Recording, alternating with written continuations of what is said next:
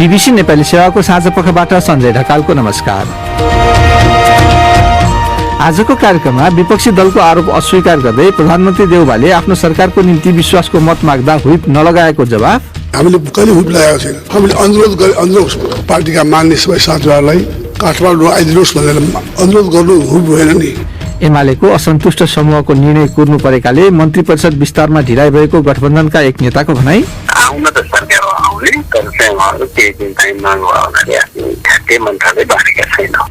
सिन्धुपाल्चोक र मनाङलाई संकटग्रस्त जिल्ला घोषणा गर्नुको उद्देश्यबारे राष्ट्रिय विपद जोखिम न्यूनीकरण तथा व्यवस्थापन प्राधिकरणका प्रमुख कार्यकारीसँग कुराकानी र अन्तर्राष्ट्रिय प्रसंगमा विवादै विवाद अनि समस्याको माझ टोकियो ओलिम्पिक्सको औपचारिक उद्घाटन। सबभन्दा पहिला प्रमुख विश्व समाचार। शरद केसीबाट समाचार सुन्नुहोस्। जापानमा दर्शकहरू बिनाको रंगशालामा केही बेर अघि टोकियो ओलम्पिक्सको औपचारिक उद्घाटन भएको छ। जापानका सम्राट नारुहितोले औपचारिक उद्घाटन गरेका हुन्। उनका हजुरबुवाले सन् 1964 मा टोकियो ओलम्पिक्सको उद्घाटन गरेका थिए। कोरोना भाइरस महामारीका कारण समारोहमा सामूहिक कलात्मक प्रदर्शनीले ठाउँ पाएन। कोभिड-19 का पीड़ितहरूको सम्झनामा मौन धारण गरिएको थियो। मास्क लगाएका थोरै खेलाड़ीहरूले मार्च पास गरेका थिए। उद्घाटन समारोहमा जापानी राष्ट्रिय गान पनि प्रस्तुत गरिएको थियो।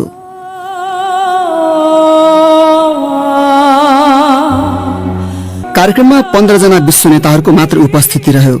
सन् 2020 मै हुनुपर्ने ओलम्पिक्स महामारीका कारण स्थगित भएको थियो। ओलम्पिक्सकै प्रसंगमा रंगशाला बाहिर खेल विरुद्ध प्रदर्शन भएको छ। प्रदर्शनकारीहरूको सानो समूहले ओलम्पिक्स खेल रद्द गर्न माग गरेका थिए, तर सयौं मानिसहरू उद्घाटन समारोहको दृश्य हेर्न पनि रंगशाला बाहिर पुगेका थिए। टोकियोबाट बीबीसी संवाददाता भन्छन् आयोजक शहरमा महामारीका कारण आपतकाल लागू छ। मुसलधारे वर्षापछिको बाढ़ी र पहिरोमा परेर भारतको पश्चिमी राज्य महाराष्ट्रमा 65 जना भन्दा धेरै मानिसको मृत्यु भएको त्यहाँका अधिकारीहरूले जनाएका छन्। सबैभन्दा नराम्रो घटना रायगढ़ जिल्लाको एउटा गाउँमा भएको छ, जहाँ पहिरोमा पुरिएका 36 जनाको शव झिकिएको छ। थप मानिसहरू पनि पुरिएको आशंका गरिएको छ। बीबीसीका अनवरसन यथिराजन भन्छन् Officials in India's Maharashtra state say भारतको महाराष्ट्र राज्यका अधिकारीहरूले जुलाई महिनामा 40 वर्ष यताकै अधिक वर्षा भएको जनाएका छन्। थुप्रै ठाउँहरूमा सड़क सम्पर्क विच्छेद भएको छ। पुल र मोबाइल फोनका टावरहरू झरेका छन्। भारतीय सेनाले उद्धारमा सघाइरहेका छन्। सयौं गाउँ र नगरहरूमा बिजुली र पिउने पानीको आपूर्ति रोकिएको छ। तपाई बीबीसी नेपाली सेवाको साँझपख सुनिरहनु भएको छ। चीनिया राष्ट्रपति सी जिनपिङले राजनीतिक रूपमा संवेदनशील प्रान्त तिब्बतको आश्चर्यपूर्ण भ्रमण गरेका छन्। चीनिया राष्ट्रपतिबाट तिब्बतको यो भ्रमण 30 वर्षभन्दा बढ़ी समयपछि पहिलो पटक भएको हो। राष्ट्रपति सी पुग्दा बुधबार परम्परागत पोशाकमा रहेका स्थानीय बासिन्दाले विमानस्थलमा उनको स्वागत गरेका थिए। यात्राको संवेदनशीलताका कारण सरकारी संचार माध्यमहरूले मात्र उनको भ्रमणबारे समाचार सम्प्रेषण गरिरहेका छन्। राष्ट्रपति सी भ्रमणका क्रममा राजधानी लासामा रहेको तिब्बती आध्यात्मिक नेता दलाई लामाको परम्परागत निवास पोटला दरबार पनि गए। उनले चीनको केन्द्रबाट तिब्बत जोड्ने उच्च भूभागमा बनाइएको रेलवेको यात्रा पनि गरे। निर्वासनमा रहेका कैयौं तिब्बतीले बेजिङमाथि धार्मिक दमन गरेको र आफ्नो संस्कृति मासिरहेको आरोप लगाउने गरेका छन्। भारतसँग सिमाना जोडिएको तिब्बत चीनको तीव्र विकास भइरहेको एउटा प्रान्त हो, जुन रणनीतिक रूपमा महत्वपूर्ण मानिन्छ। म्यानमारबाट प्राप्त समाचारहरूमा याङ्गुन स्थित कुख्यात बन्दीगृहका थुनुवाहरूले गत माघमा सत्ता हत्याएको सैनिक शासक विरुद्ध नाराबाजी गर्दै आज प्रदर्शन गरेको जनाइएको छ। राजनीतिक बन्दीहरूलाई समर्थन गर्ने एउटा संगठनका अनुसार प्रजातन्त्र पक्षीय गतिविधि गरेको आरोपमा पक्राउ परेका महिलाहरूलाई राखिएको स्थानबाट शुरू भएको प्रदर्शन पछि बन्दीगृहभरि नै फैलिएको थियो। उक्त इन्सेन कारागारले निकै खराब अवस्था र बन्दी विरुद्ध हिंसा प्रयोग हुने भनेर बदनामी कमाएको छ। र संयुक्त राज्य अमेरिकाले अफगानिस्तानमा हालैका दिनहरूमा तालिबानका ठेगानाहरूमा कैयौं हवाई आक्रमण गरेको छ। पेन्टागनका एक प्रवक्ताले आक्रमणबारे थप विवरण दिएनन्, तर तालिबानले भनेको छ ती मध्ये केही आक्रमण दक्षिणी शहर कान्दाहार नजिक गरिएको थियो। त्यहाँ पछिल्ला हप्ताहरूमा लडाकुहरू अघि बढिरहेका छन्। विद्रोहीहरूले हवाई आक्रमण आफूहरूले अमेरिकासँग हस्ताक्षर गरेको सम्झौता विरुद्ध भएको बताएका छन्। अफगान अधिकारीहरूले तालिबान लडाकुबाट पाकिस्तानसँग सिमाना जोडिएको स्पिन बोल्डक जिल्लामा करिब 100 सर्वसाधारणको हत्या गरेको आरोप लगाएका छन्, तर तालिबानले त्यो आरोप अस्वीकार गरेको छ। यो बीबीसी नेपाली सेवा हो।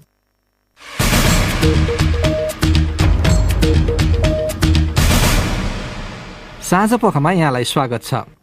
प्रधानमन्त्री शेरबहादुर देउवाले संविधानको धारा 76(5) मार्फत आफू नेतृत्वको सरकार बन्दा आफ्नो दलले व्हिप नलगाएको बताएका छन्। विपक्षी दल नेकपा एमालेका नेताले व्हिप नलाग्ने अदालतको फैसला अरूले भने पालना गर्नु नपरेको भन्दै त्यसले राजनीतिक संस्कार बिगार्ने बताएपछि जवाफमा प्रधानमन्त्रीले उक्त भनाइ राखेका हुन्। एक रिपोर्ट। यसै साता विश्वासको मत प्राप्त गरेका प्रधानमन्त्री शेरबहादुर देउवालाई बधाई तथा शुभकामना दिन संसदमा आयोजित सम्बोधन कार्यक्रममा बोल्दै प्रधानमन्त्रीले आफ्नो दलले सरकार गठन गर्दा कुनै व्हिप नलगाएको बताएका हुन्। हामीले कहिले व्हिप लगाएको छैन। हामीले अनुरोध पार्टीका मान्य सबै साथीहरूलाई काठमाडौँ आइदिनुहोस् भनेर अनुरोध गर्नु व्हिप भएन नि, अनिवार्य उपस्थिति भनेको छौँ। हामीले त अनुरोध गरेका हौँ। एमालेकै पार्टीका नेताहरूलाई पनि अनुरोध गरेका हौँ हामीले। त्यस्तै माओवादी केन्द्रका नेता त हामी एकसाथमा छौँ। पार्टीको हिसाबले होइन, त्यो पनि अनुरोध गरेका हौँ। संविधान तह हामीले अनुरोध गर्नु पनि पाइन्न भने त्यो कहाँको नियम होला, यो कहाँको संविधान होला, त्यो बाहेक हामीले के गरेका छैन। उनको उक्त भनाई उनी अगाडि संसदमा बोलेका विपक्षी दलका एकजना नेता सुभाष नेम्बाङको कटाक्षको जवाफमा आएको थियो। असार 28 गते सर्वोच्च अदालतले प्रतिनिधि सभा पुनर्स्थापना गर्ने फैसलामा संविधानको धारा 76(5) अन्तर्गतको सरकार गठन गर्दा दलले व्हिप लगाउन नपाउने जनाएको थियो। त्यसको मार आफ्नो दललाई मात्र पारिएको दाबी विपक्षी दलको संसदीय दलका उपनेता सुभाष नेम्बाङले संसदमा गरेका थिए। जानकारी भएसम्म आफ्ना सांसदहरूलाई उहाँले हाम्रा दलका नेता सभापति प्रधानमन्त्री हुँदै हुनुहुन्छ, उहाँलाई भोट हाल्नुहोस् भन्नुभयो। यो व्हिप हो कि होइन? माओवादी केन्द्रले त्यसै गर्यो। यो व्हिप हो कि होइन? यो एकदम ठिक कुरा हो। यहाँले ठिक गर्नुभयो। मेरो प्रश्न यति मात्रै हो, यो व्हिप, यो अनुशासन तपाईँहरूको आफ्नो भित्र चाहिँ लाग्ने, अरूको भित्र चाहिँ काम नलाग्ने हो के हो हामीले स्थापित गर्न खोजेको कल्चर? नेकपा एमालेका नेताहरूलाई आफ्नो गठबन्धनमा सामेल गरेको प्रति नेम्बाङले प्रधानमन्त्रीमाथि कडा व्यङ्ग्य पनि कसे। एउटा कल्चर स्थापित गर्न हामी सधैँ लागेका छौँ र त्यो गर्छौँ। हामी तपाईँको पार्टीसँग तपाईँ मार्फत सम्बन्ध विस्तार गर्छौँ। तपाईँको पार्टीभित्र अलिक प्रष्ट सजिलो शब्दमा भन्नुपर्दा तपाईँको पार्टीभित्रका कोही मित्रहरूसँग छुट्टै गठबन्धन बनाउँदैन। तर प्रधानमन्त्री देउवाले उल्टै नेम्बाङकै संविधान सभाको अध्यक्ष हुँदा ताकाको विगत कोट्याएर धारा 76(5) को उपादेयता प्रस्ट्याउने कोसिस गरे। यो संविधानमा 76(5) किन लेख्नुभयो भन्ने सोध्नेवाला थिए। उहाँ सभामुख हुनुहुन्थ्यो। उहाँले के बोल्नुभयो त्यो भने अब कहिले पनि बिचमा कहिले पनि यो संविधान भत्किने छैन, पार्लियामेन्ट भङ्ग हुने छैन भनेर उहाँले बोल्नुभएकै मैले जल्दी सम्झिरहन्छु। संविधान अनुसार बहुमत वा अल्पमतका सरकार बन्न नसकेको बेला धारा 76(5) अन्तर्गत कुनै सांसदले बहुमत जुटाएर सरकार बनाउन सक्ने उल्लेख छ। सर्वोच्च अदालतले त्यसलाई व्याख्या गर्दै उक्त प्रावधान बमोजिम सरकार गठन गर्दा पार्टी व्हिप नलाग्ने बताएको थियो। अब अर्को प्रसङ्ग। मन्त्रीमण्डलको विस्तार, एमालेको असन्तुष्ट समूहको निर्णय तथा जनता समाजवादी पार्टीभित्रको विवादबारे निर्वाचन आयोगको निर्णय पश्चात मात्र हुन सक्ने गठबन्धनका नेताहरूले बताएका छन्।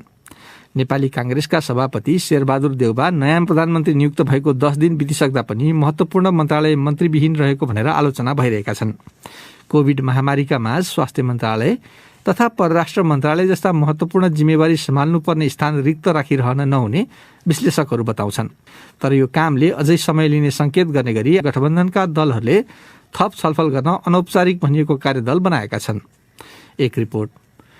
नेपाली कांग्रेस, माओवादी केन्द्र, जनता समाजवादी पार्टी जसपा, उपेन्द्र यादव समूह, राष्ट्रिय जनमोर्चा अनि एमालेको माधव कुमार नेपाल समूहको समर्थनमा बनेको गठबन्धनको सरकारको मन्त्री परिषद विस्तारको कार्य एमालेको माधव नेपाल पक्षले गर्ने निर्णय र जसपामा देखिएको विवादबारे निर्वाचन आयोगको छिनोफानोपछि मात्र हुन सक्ने गठबन्धन दलका नेताहरूले बताएका छन्। सर्वोच्च अदालतको फैसलापछि गठन भएको शेरबहादुर देउवा नेतृत्वको सरकारमा अहिले 4 जना मात्र मन्त्री छन्। त्यसमा 2 जना कांग्रेस र 2 जना माओवादी केन्द्रका मन्त्रीहरू रहेका छन्। देउवाले संविधान अनुसार 30 दिनभित्र लिनुपर्ने विश्वासको मत पनि गत आइतबार नै लिइसकेका छन्। देउवाले गठबन्धनमा सामेल दलसहित आफ्नै पार्टीभित्र समेत समीकरण मिलाएर मन्त्रीहरू बनाउनु पर्ने अवस्था रहेको बताइन्छ। जनमोर्चाले समर्थन गरे पनि सरकारमा सामेल नहुने घोषणा गरिसकेको छ। त्यस्तै एमालेको माधव नेपाल समूह पनि सरकारमा सामेल हुने वा नहुने भन्नेबारे निश्चित नभएको बताइएको छ। सोही समूहको ठोस निर्णयका निम्ति कुर्नुपर्ने अवस्था रहेको माओवादी नेता वर्षमान पुनले बताए। त्यसमा खासै समस्या छैन। माधव कमरेडहरूले केही दिनलाई आफ्नो तयारी आदि के भयो हुनाले उहाँहरूको स्थिति क्लियर भएछ त आउन त सरकारमा आउने, तर चाहिँ उहाँहरू केही दिन चाहिँ अलिक टाइम माग्नु भयो हुनाले केही मन्त्रालय बाँडेका छैन। उनका भनाइमा गठबन्धन दलको कार्यदल अहिले कसलाई मन्त्री बनाउने भन्दा पनि सरकारको न्यूनतम साझा कार्यक्रम बनाउनमा केन्द्रित छ। सरकारमा सामेल हुने ठानिएको जसपाका नेताहरूले चाहिँ आफूहरूले दल विवादबारे निर्वाचन आयोगको निर्णय कुरिरहेको र त्यो आउने बित्तिकै सरकारमा पठाउने मन्त्रीबारे टुङ्गो लगाउने बताएका छन्। जसपामा देखिएको आधिकारिकता विवादमा निर्वाचन आयोगले इजलास गठन गरेरै सुनवाई गरिरहेको छ। जसपाका नेता उपेन्द्र यादव भन्छन्, अब हाम्रो चाहिँ निर्वाचन आयोगमा आधिकारिकता अड्किएको छ। त्यो आधिकारिकता पाउने र केही गृह कार्यहरू गर्नु छ। सरकारले बनेकै छ, सरकार चलेकै छ, निर्णयमा हामीले सहयोग गरेकै छ। के बिग्रिएको छ त्यहाँ? उनले यो महिनाभित्र सरकारले पूर्णता पाउने दावी गरे। सरकारको न्यूनतम साझा कार्यक्रमका साथै मन्त्रीमण्डललाई पूर्णता दिने बारे सहयोगी दलहरूसँग छलफल अघि बढेको काङ्ग्रेस नेताहरूको भनाइ छ। मन्त्रालयहरू बाँडफाँडका लागि गठबन्धन दलले अनौपचारिक रूपमा बनाएको भनिएको कार्यदलमा सदस्य समेत रहेका काङ्ग्रेस नेता पूर्णबहादुर खड्काका अनुसार छलफल चल्दैछ। अब कोभिड सम्बन्धी एउटा प्रसङ्ग। आज देशभरि कोरोना भाइरसबाट थप 2977 जना संक्रमित भएको स्वास्थ्य तथा जनसङ्ख्या मन्त्रालयले जानकारी दिएको छ। थप 18 जनाको ज्यान गएको पनि मन्त्रालयले जनाएको छ। सबैभन्दा धेरै काठमाडौँमा 410 जना संक्रमित थपिएका छन्। त्यस्तै झापामा 301 जना अनि चितवनमा 186 जना संक्रमित फेला परेका छन्। हाल सघन उपचार गराइरहेकाहरूको संख्या 682 अनि भेन्टिलेटरमा 175 जना रहेको बताइएको छ। शुक्रबार अपराह्न प्रकाशित तथ्याङ्क अनुसार 17,308 जनाको परीक्षण गर्दा त्यति संख्यामा संक्रमण पुष्टि भएको हो। कुल परीक्षण गरिएका मध्ये 17% भन्दा धेरैमा संक्रमण पुष्टि भएको मन्त्रालयको तथ्याङ्कले देखाउँछ। यो अवधिमा झण्डै 1700 मानिस निको भएका छन्। हालसम्म नेपालमा संक्रमितको कुल संख्या 7,30,000 पुगेको छ भने मृतकको संख्या 9,679 पुगेको छ। यसबीच मन्त्रालयको विवरण अनुसार नेपालमा पूर्ण मात्रा कोभिड खोप लगाउनेको संख्या बिहिबारसम्म 13,12,000 नआएको छ। अब पालो श्रोता प्रतिक्रियाको। प्रस्तुत गर्दैछन् साथी रमा पराजुली र प्रदीप बस्याल। सामाजिक सञ्जाल फेसबुक र ट्विटरमा आज हामीले सोधेका थियौं, खोप लगाउन र खोप लगाएको प्रमाणपत्र लिन लाइनमा बस्नु परेको र ती असाध्यै अव्यवस्थित भएका खबर आएका छन्। महामारी मच्चिरहेकै बेला सरकारी कार्यालयमा खचाखच र अव्यवस्थित भिडले निम्त्याउने खतरा कस्तो देख्नुहुन्छ? भिड नगरी व्यवस्थित लाइन कसरी सम्भव हुन सक्छ? कृपया आफ्नो धारणा राख्नुहोस्। फेसबुकमा सुशीला खनालले लेखेकी छन्, यसको लागि त सबैभन्दा पहिले हामी जनता नै सचेत हुनु पर्यो। एक आपसमा सामाजिक दूरी कायम गर्नु पर्यो, मास्क लगाउनु पर्यो अनि आजभोलि करिब सबै कुरा अनलाइनबाट नै हुने हुँदा भ्याक्सिन लगाएको प्रमाणपत्र पनि त्यसरी नै उपलब्ध गराउँदा राम्रो होला। सुपिल उदासको सुझाव छ, नागरिक आफै सचेत हुनु जरुरी छ। अलिकति दूरी राखेर बस्ने हाम्रो चलन नै छैन। यसमा सरकारलाई दोष दिएर मात्र हुँदैन। सरकार बनाउने नागरिक आफै हुन्। अरूलाई दोष दिएर मात्रै हुन्छ? आफू सचेत बन्नु पर्दैन? सक्षम खनालले पनि मिल्दोजुल्दो धारणा लेखेका छन्। के भन्ने, हामी नेपालीको पारा नै यस्तै हो। यो सबै तिनी नेता भन्नेहरूले सिकाएका हुन्। संसद भवनमा त लडाईँ गर्छन्, जनताले त्यही सिको गर्छन् अनि जतासुकै ठेलमठेल भिडभाड। रोहित रिजाल धमला लेख्छन्, खोप लगाउने समयमा नै कार्ड दिन मिल्दैन र? किनकि दुवै काम एकैपटक भए 2 पटक लाइन पनि बस्नु पर्दैन। छवि रमण अधिकारीको मत छ, मरिसकेपछि पनि घाटमा जल्न समेत लाइन बस्नुपर्ने देशमा कहाँ छैन लाइन? जस्तो जनता उस्तै सरकार, जस्तो सरकार उस्तै जनता।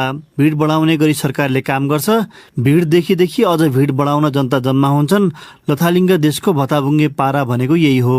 मणि ढकालको सुझाव छ, सबैलाई अनलाइन फारम भर्न लगाउने, मोबाइलमा SMS मार्फत खोप लगाउने मिति र स्थान तोकेर जानकारी दिने अनि लगाइसकेपछि अनलाइनबाटै प्रमाणपत्र उपलब्ध गराउने। सम्राट रेग्मीले भनेका छन्, नेपाल प्रहरीको वेबसाइटबाट निकालिने पुलिस रिपोर्ट जस्तै बनाउने र त्यसलाई सम्बन्धित निकायबाट प्रमाणित गराउने व्यवस्था गर्न सकियो भने सेवा सहज होला।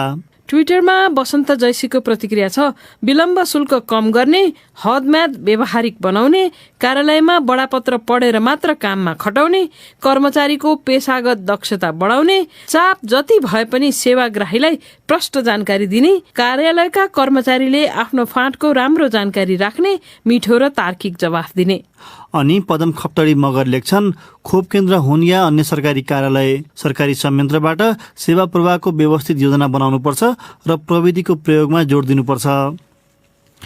अन्तिम समयसम्म पनि अन्यलमा रहेको टोकियो ओलिम्पिक्स आजदेखि सुरु भएको छ। कोरोना भाइरस महामारीका कारण ओलम्पिक्सको उद्घाटन समारोहमा विभिन्न देशका विशिष्ट पाहुना बाहेक रङ्गशालामा दर्शकलाई प्रवेश दिइएन। जापानका सम्राट नारुहितोले ओलम्पिक्सको केही बेर अघि उद्घाटन गरेका छन्।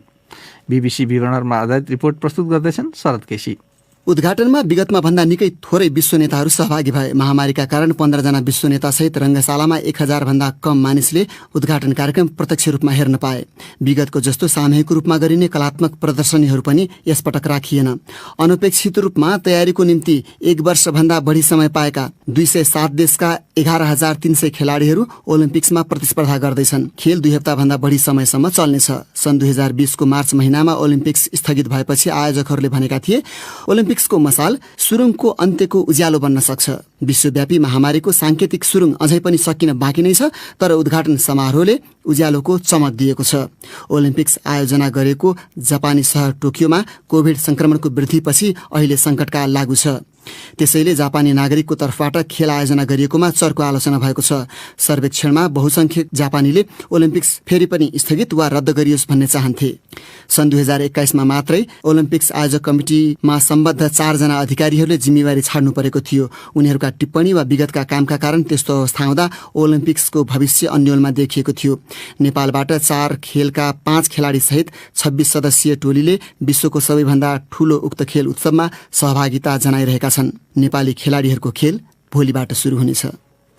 कूटनीतिज्ञ, पत्रकार र अधिकार कर्मीहरूको फोन ह्याक गर्न प्रयोग गरिएको भनिएको शक्तिशाली जासुसी सफ्टवेयरका निर्माणकर्ताहरूले गलत कार्यको दोष आफूलाई नभई ग्राहकलाई दिनुपर्ने बताएको छ।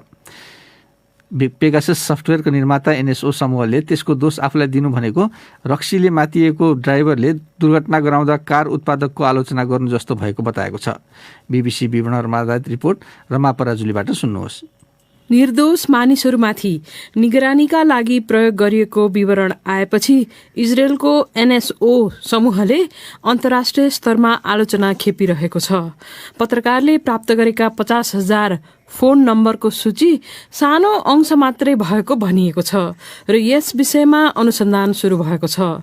पेगाससले मोबाइल फोनमा प्रवेश गरेर त्यसका सन्देश, तस्बिर र इमेलहरू निगरानी गर्न, फोन संवाद रेकर्ड गर्न एवं गोप्य रूपमा माइक्रोफोन र क्यामेरा मार्फत निगरानी गर्न दिन्छ।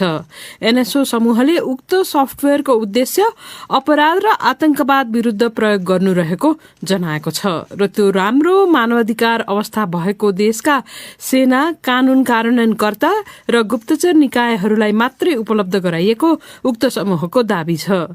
फर्बिडन स्टोरेज नामको एक फ्रेन्च संस्थाको नेतृत्वमा संसारभरका सञ्चार संस्थाको गठबन्धनले यसबारे दर्जनौं समाचारहरू प्रकाशित गरेका छन्। उसले तयार पारेको एउटा सूचीमा फ्रेन्च राष्ट्रपति एमानुएल माक्रोको नम्बर समेत निशानामा राखिएको दावी गरिएको छ। एनएसओ समूहले उक्त सूची साइप्रस सर्भरबाट चोरी भएको आफूलाई बताइएको जनाएको छ। सो कम्पनीका प्रवक्ताले बीबीसीलाई भने, साइप्रसमा हाम्रो सर्भर छैन र हामीसँग हाम्रा ग्राहकले संकलन गर्ने विवरणमा पहुँच छैन। हाम्रा सबै सेवाग्राही अलग्गै छन्, जसले गर्दा त्यस्तो सूची कतै पनि हुनु नपर्ने उक्त कम्पनीले जनाएको छ। ती प्रवक्ताले भने, यो अचम्म लाग्दो बेतुकको संख्या हो।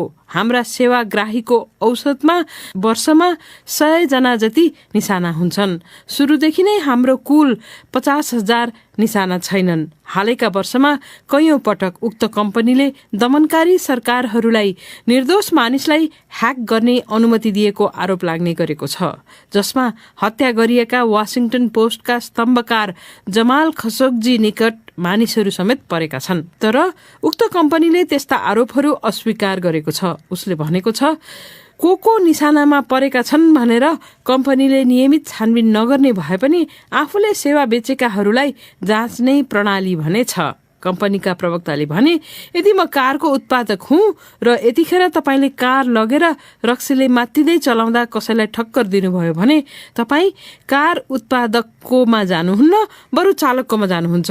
उनले कुनै सेवाग्राहीले प्रणालीको दुरुपयोग गरेमा उसले त्यसपछि सेवा नपाउने उनले बताए।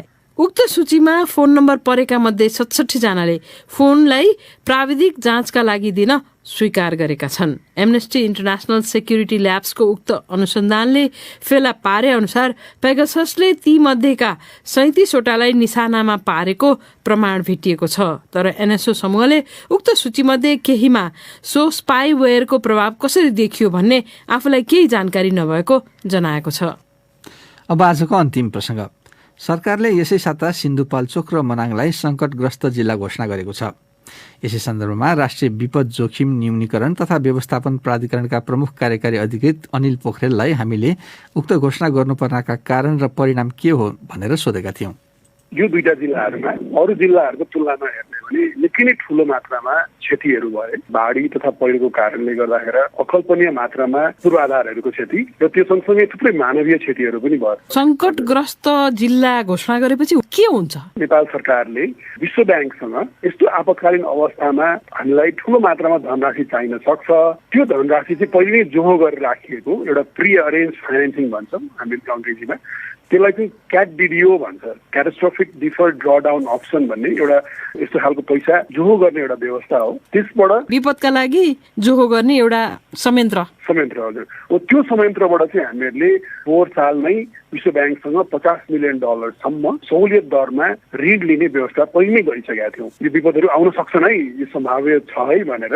50 मिलियन भनेको $5 करोड मोटामोटी अहिले भन्नुपर्दा 6 अरब जति नेपाली रुपियाँ जति हामीले पहिले नै व्यवस्था गरिसकेका थियौँ। त्यो पैसालाई अर्थ मन्त्रालयको खातामा लिएर आउनलाई यसका प्रक्रियागत एउटा खुड्किलो हो। यो सङ्कटग्रस्त क्षेत्र भनेर घोषणा गरिसके पछाडि हामीले त्यसका लागि चाहिने एउटा खुड्किलो पार गर्यौँ। यो नगरिकन गऱ्यौँ भने हामीले पैसा पाउँदैन थियौँ। यो गर्ने बित्तिकै अब हामीले अर्थ मन्त्रालयको थ्रुबाट पत्राचार गर्ने बित्तिकै यो पैसा तत्काल आइपुग्छ। त्यो पैसा आएपछि अनि के गर्ने? मुख्य गरी यो पैसा चाहिँ पुनर्निर्माण र पुनर्स्थापना गर्नको लागि नै हो। यो पैसाले मात्र नपुग्न पनि सक्छ, तर अहिले अरू अर्थव्यवस्थाहरू मिलाउनै गर्दा त हामीलाई यो पैसाले ठुलो काम गर्छ। त्यो कारणले गर्दा हामीहरूको जस्तो मुख्य गरी हामीहरूको पुल पुलेसाहरू, हाम्रो बाटोहरू भत्केका छन्, हामीहरूको निजी घरहरू लगेको छ, जलविद्युतका योजनाहरू भयो, खानेपानीहरू भत्केको छ। यो सबै चिजहरूलाई पुनर्निर्माण गर्नलाई अहिले तत्काल उपलब्ध हुने पैसा भनेकै यो पैसा हो। पुल पुलेसा त राज्यको दायित्व भयो, राज्यको कोषमा आएको पैसा राज्यले बनाउने पुल पुलेसा बाटोघाटो खानेपानीमा जाने भयो। निजी घरलाई पनि पैसा दिनुहुन्छ? निश्चय पनि। यो हामीहरूको सरकारले पोहोर सालबाट हामीहरूले यसरी बाढी पहिरोबाट क्षति भएका घर परिवारहरू, त्यो लाभग्राहीहरूलाई नेपालमा यदि अन्त कतै घर छैन भने, उहाँहरूको दोस्रो घर छैन भने उहाँहरूको घर पुनर्निर्माण गर्नलाई हिमाली जिल्लामा 5 लाख, पहाडी जिल्लामा 4 लाख र तराईका जिल्लाहरूमा 3 लाख रुपियाँ र यदि जमिन चाहिँ उपयुक्त छैन, उहाँहरूको जमिन भएको जमिन नै सबै पहिरोले पुर्यो, त्यहाँ फेरि घर बनाउन सुरक्षित हुँदैन भन्ने कुरामा निश्चय भएको खण्डमा थप 3 लाख रुपियाँ हामीहरूले उहाँहरूलाई जग्गा किन्नको लागि गरेर त्यसरी हामीले बन्दोबस्त गरेका छौँ। यो दुईटा जिल्लामा चाहिँ स्पेसल प्याकेज लिएर आएर त्यहाँका भएका सडक पुल पुलेसाहरू हामीले पुनर्निर्माण गर्नुपर्ने छ, त्यसको लागि छुट्टै प्याकेज पनि चाहिन्छ।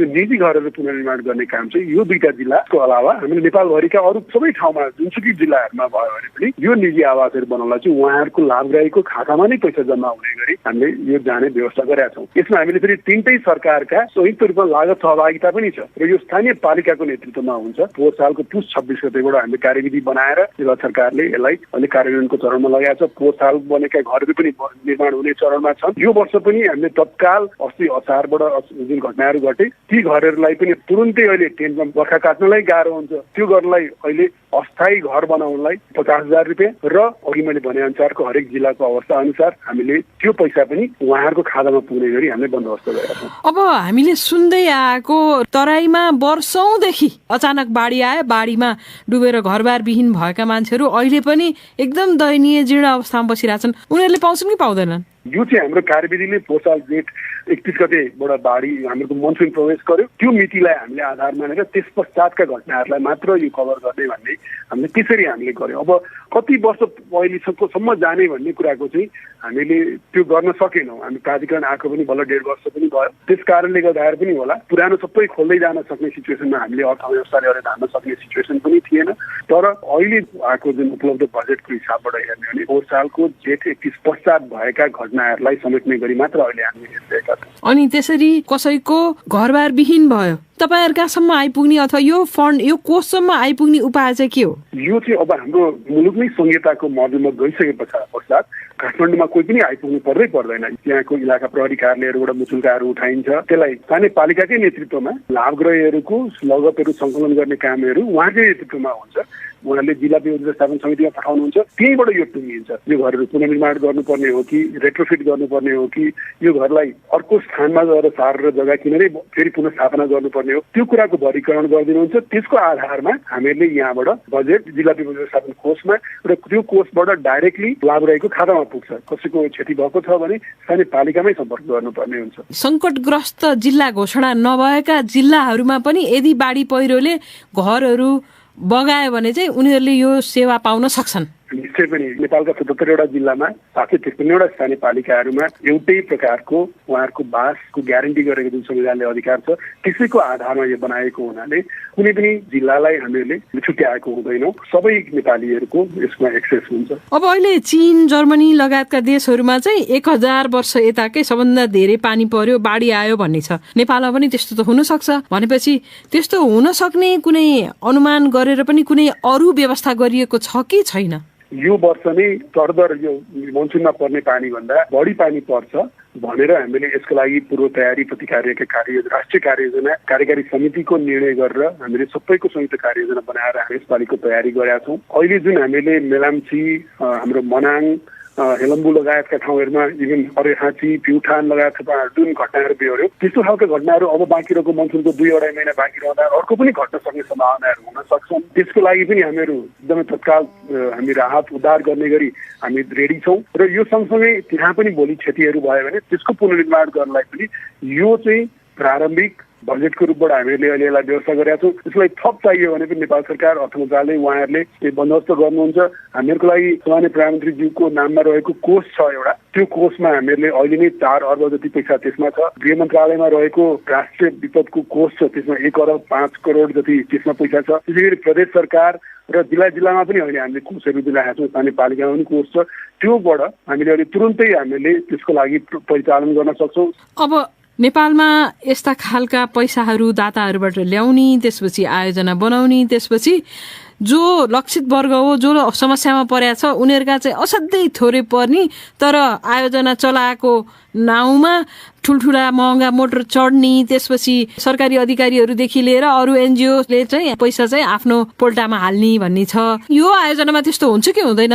सर्वप्रथम त यो आयोजना हुँदै होइन, हामीले त्यसरी बुझ्नु जरुरी छ। संघीय सरकार, प्रदेश सरकार, जिल्ला विद्युत व्यवस्थापन समिति र स्थानीय पालिकाको संयुक्त प्रयास र सहलगानीमा त्यसरी गरिएको सम्भवतः यो आफैमा एउटा संविधान प्रदत्त एउटा बाटो हो, यो थालनी हो। हामीले स्थानीय पालिकाका इन्जिनियरहरू, टेक्निकल साथीहरू, त्यहाँको निर्वाचित प्रतिनिधिहरूको उहाँहरूको क्षमता अभिवृद्धि गरेर हामीले यसरी बिस्तारै हामीहरूले उहाँहरूले नै यो चिजलाई समेट्न सक्नुहोस्, उहाँहरूले 10-12 घरहरूलाई त उहाँको आफ्नै स्रोतबाट भोलि गर्न सकियोस् भन्ने हिसाबबाट हामीले त्यसरी परिकल्पना गरेका छौँ। एक दोस्रो कुरा हामीले के पनि हेर्नुपर्ने हुन्छ भने यसरी हामीहरू अनवरत हामी जान पनि सक्दैनौँ। हामीहरू यस्तोको लागि हाम्रो अर्को दिगो प्रणाली भनेको चाहिँ यस्तो घरहरूलाई चाहिँ बिमाको व्यवस्थामा हामीहरू लिएर आउनुपर्छ भनेर हामीले बिमा गर्ने रणनीति पनि लिएर आइसकेका छौँ। यो जो लाभग्राही हो उहाँले आफ्नो खातामा पैसा प्राप्त गर्ने र उहाँले आफ्नै एउटा मापदण्ड चाहिँ छ, घर बलियो बनाउनु पर्छ भन्ने कुरा डिजाइनका अप्सन्सहरू छन्। त्यो मापदण्डभित्र बनाउँदाखेरि कुनै पनि ठेकेदारहरूको प्रयोग नगरिकन हामीहरूको उहाँहरूले आफै बनाउने, अङ्ग्रेजीमा यसलाई ओनर ड्रिभन रिकन्स्ट्रक्सन भन्छौँ, यो परिपाटीबाट गयो भने भोलि हाम्रो ठुलो खालका यस्ता घटनाहरू भयो। जस्तो पुनर्निर्माण प्राधिकरणले जुन 8.5 लाख 9 लाख घरहरू बनाउनु सम्भव हुनु पछाडिको हाम्रो जुन नेपालको अनुभव छ, त्यो अनुभवको आधारमा गरिएको यो विधि हो। यो विधिलाई परियोजना भन्नुभन्दा पनि हरेक नेपालीलाई बासको ग्यारेन्टी गर्ने एउटा प्रणालीको रूपबाट हामीले बुझ्नु जरुरी छ। उनी थिए राष्ट्रिय विपद जोखिम न्यूनीकरण तथा व्यवस्थापन प्राधिकरणका प्रमुख कार्यकारी अधिकृत अनिल पोखरेल। साथी रमा पराजुलीसँग कुरा गर्दै